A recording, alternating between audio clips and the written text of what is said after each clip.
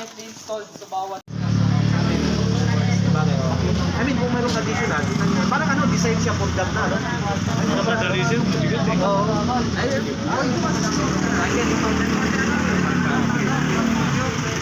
Sabi mo kay Chairman. so i-set aside pa rin natin. Pwede naman bulsa kung may bulsa, yung mga bolts. Ay, tabi na muna. Siguro dapat parang saan sila? Ano yung blanking pole? Yun na yung takip niya. Yung blanking pole. May mali. Kaya natin dalawa yan? Kaya yan. Oo, Mata tayo, ang lalaki ng mata. So ang unang i-install po natin is yung middle support kasi hindi naman natin mailalagay yung barrier kung wala yung middle support natin sa gitna. Yan. So siya yung nag-hold para magkaroon tayo ng longer span ng protection. Yes. Okay lang ba yung iba doon? Kaya lalagay mo yung okay lang. So yung pagka nasisecure po natin ngayon yung middle support using yung hex bolts natin. So yung katalan na naibigay, pwede natin yung gamitin to secure it. Siyempre kailangan hindi siya yung hand tight lang, talagang ihigpitan natin siya gamit ng mga tools na provide namin.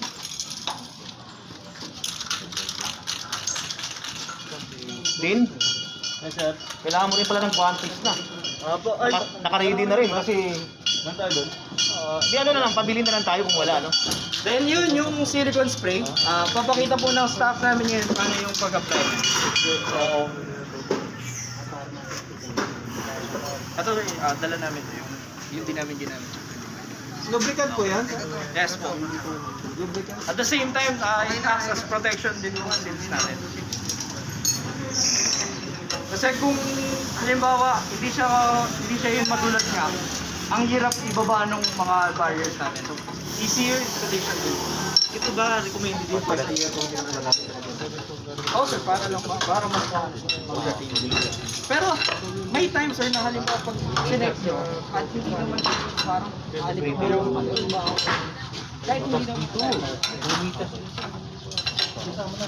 we suggest sir na gawin siya talaga twice a year.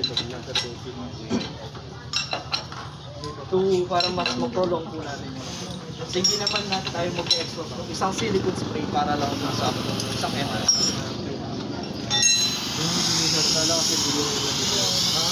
So yun po, yung lateral support, papakita nila ngayon kung paano siya mas secure.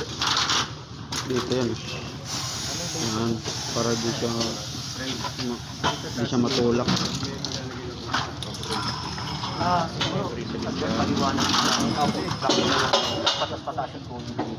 Yes sir.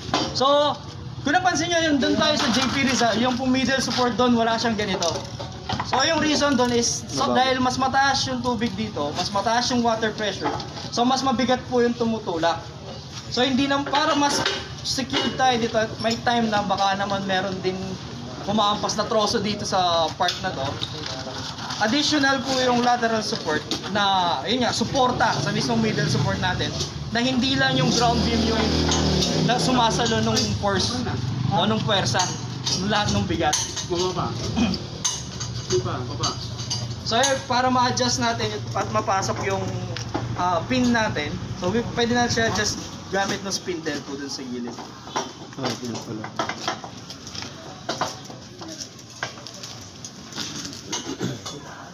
Yung undoy, hanggang saan na ba yung tubig dito, yung undoy? Ano, bali nasa 10 feet to, no? So lagpas pa sa inyo, sir, no? Dapat po sa akin. Basta yung pader po doon, lumapas po doon sa pader na luma. Eh ngayon, nagtaas po. Baka maging ano lang unang level na hindi na ano. Ang ondoy po yun. Konti na lang, second floor na. Bubong na dumaan sila, ano yun, sila doktora. Visor.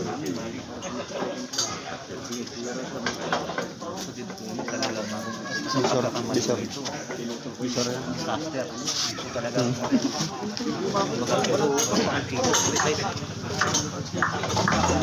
Ano pala Video mo para I-reviewin ko na lang. Yan ang single tayo. Panoorin mo, kailangan may WD-40 tayo lagi. para di sa mabura. Hindi ba pasok kayo? Ayaw mo. Yeah, sir. Para di sa mabura. I-upload ko sa YouTube. I-ano mo sa akin, titingnan mo. Alin ang unahin natin gagawin? Pagka ikaw meron posible. Wala na napapasukan ng tubig. Or baka doon. So yun yung mga ano. Kasi pwede siya pwede pong scenario natin, may tatlong team tayo na nag-install or pwede emergency gabi sir, isa lang team talaga yun. Critical sa gabi. Yun nga po. Saka yung line. So, once na na-secure na po siya, para mas tight yung pagtulak ng lateral support natin is i-tight natin yung spindle, which is ito po yun. Para mas tumutulak sa ano, para mas malesin din yung burden dun sa resistance. Insert yung lateral support. Yes sir, same set. So, after pag na-install na-secure na natin yung middle support, pwede na tayo mag-install ngayon ng barriers po natin.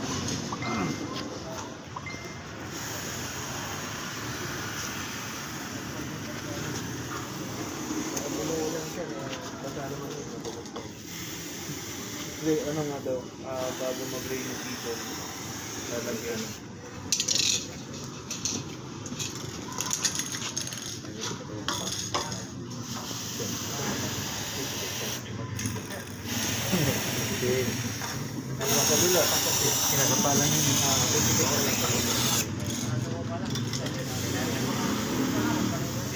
Eh yung pag-transport ng aluminum barrier natin, pwede tayong gumamit ng trolley para mas mabilis. Pwede din naman isa-isa lang, pero mas recommended na yung nandito na lang siya gamit ng trolley.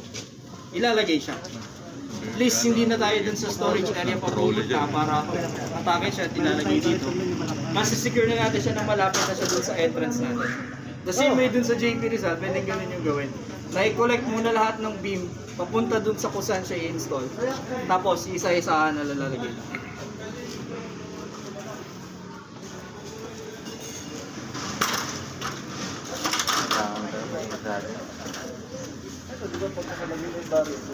Kasi siya yung nasa pinaka-baba. Yes sir. Ha? Na-picture ka ba? Tapos, balance nyo lang yung paglalagay. Kaya pala niyang ano, no? Hindi pala siya kusang dumudulas, no? Ang siya yung pinaka-base. Oo, yun nga yung may rubber. Delikado pala yan, ano? Hindi Kasi pa pag nakaganon ka habang kahit bitawan, hindi dumudulas yung una eh. hindi mabibitawan mo agad.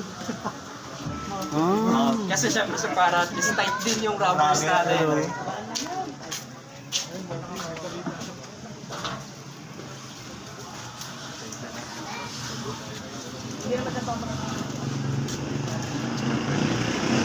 Sir, wala naman yung karamdigon, no? Wala naman, sir. Oo. Tapos kung makikita yung one, i-install doon, tapos may 2 dito, 1 to 1. Wala naman yung problem. Pero mas maganda nga kayo ng number kasi ang hirap pagkalituhan eh. Diba? Pwede nga rin, mayroon pa rin ditong baka eh. Malapit. Tapos, ano lang, ano yung sigurista ka masyado. Diyan ka na. Salamin dito, diba? Tapos lagyan mo ng salamin. Ayun pala. Kasi ano, 141. Ay, yes, sir. Dito siya Ito na-install. sarado na. Yung pagkating mga kanal. Ah, yun. May ginawa na solution sila. Sinusirkul ba talaga na ano? Kasi dito, konting ulan lamang, tatapunan yung south, umaas, dito lahat ang punta ng tubig, dito nag-uumpisa kanal. Eh yung ano, pumapasok dito, nagpapantay yung kanal. Pa-discuss natin kay Engineer J. Kasi sila yung nag-control barrier. Meron tayong backflow by vendor. Tingnan natin mamaya. Ayan yung finished product. Siguro again, para ma-maximize yung time natin, pag nagawa natin ito, ilagay lahat, iwanan muna natin, punta na tayo doon Sa sa kabila. Okay, ilagay lang muna natin lahat. Sige, sir. Pakulong muna tayo. Okay. Diba? Tsaka wala naman nadaan dito sir eh. Oo. Sige, sir. After natin makabit yung boot, Iwanan na natin to, doon na tayo. No?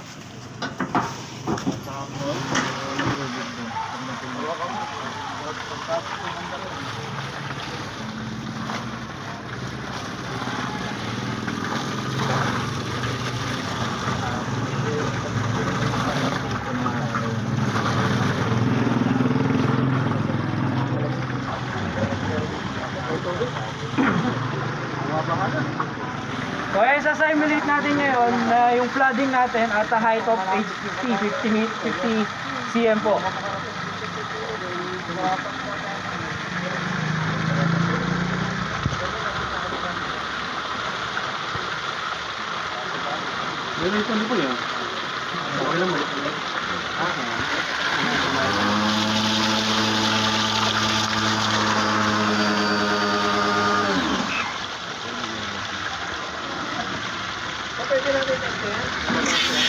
Wag lang sobrang tight.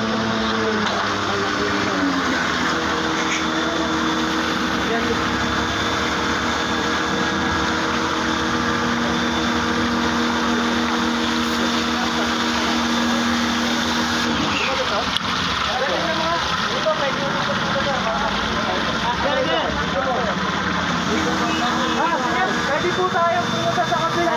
Mag-test po natin yan. Magkakaroon ng tubig.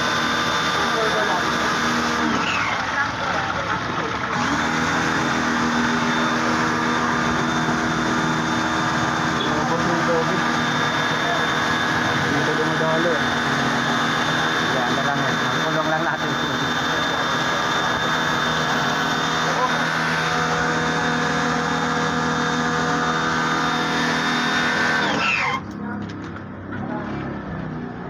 Nailipat ka na, sir.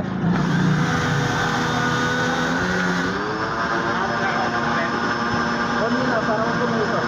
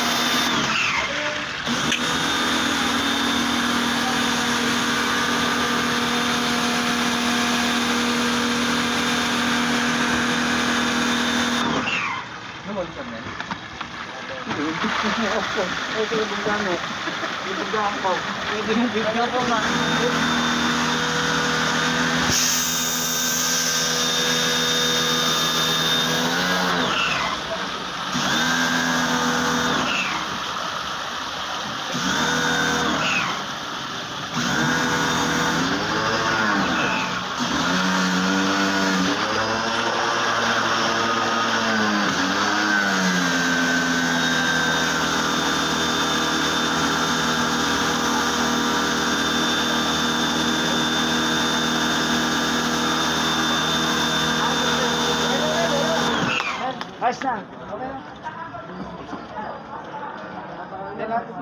Uulan na tayo.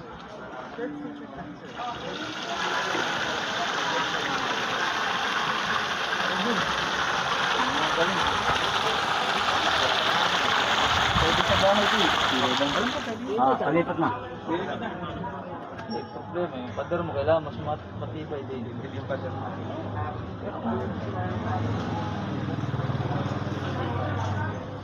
Lilipat na. Oh.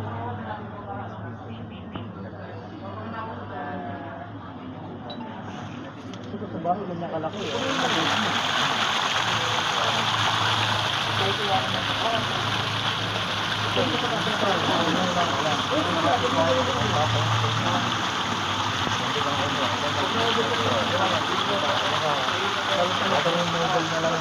Dalawang metro.